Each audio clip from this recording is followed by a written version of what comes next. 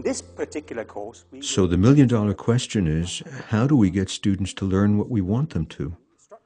More precisely, how do we get a student's activity to match our intention as a teacher? The answer is constructive alignment.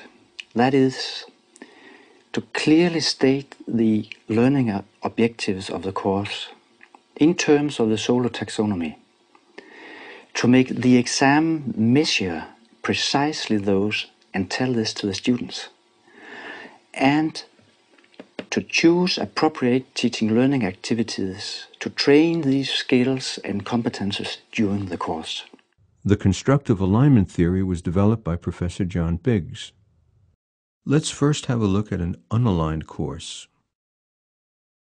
We have the teacher's intention, the student's activity, and the exam's assessment in play.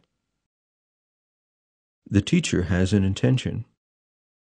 Let's suppose he wants the students to be able to explain, relate, prove, and apply. And now suppose the exam measures something else. For example, the ability to memorize and to describe. In this case, Robert will focus only on the skills required for the test, disregarding the teacher's intentions. This is called dealing with the test. Of course, you can extend with as many operations as you like. So, do we have to know about this for the exam? Okay, here's the thing. I know what they're asking, but I figure, and Jim also told me, that if I memorize the headlines and skim through the first chapters, I should be okay for the exam. Now let's have a look at an aligned course. Here the teacher has taken great care in making the exam explicitly conform to his intentions, so that the exam now measures the ability to explain, relate, prove, and apply. Here there is no shortcut for Robert. Whatever happens, he just ends up learning what the teacher is intending.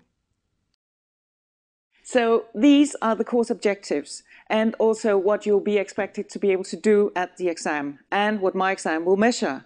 Furthermore, this is what we're going to reflect upon during the course, and what you'll be trained in doing during the entire course. A Level 3 teacher has a student learning focus. This is the highest level in John Biggs' 3 levels of thinking about teaching. So now I'd like to give you 3 minutes to prepare an argument for why this aspect is syntactic and not semantic.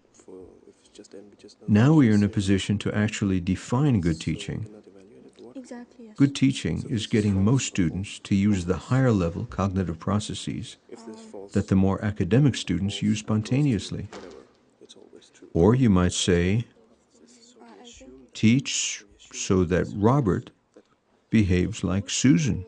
For F, which is just one shorter than E. Yeah, and then we prove it holds. Yes, that's how we do it. You did it.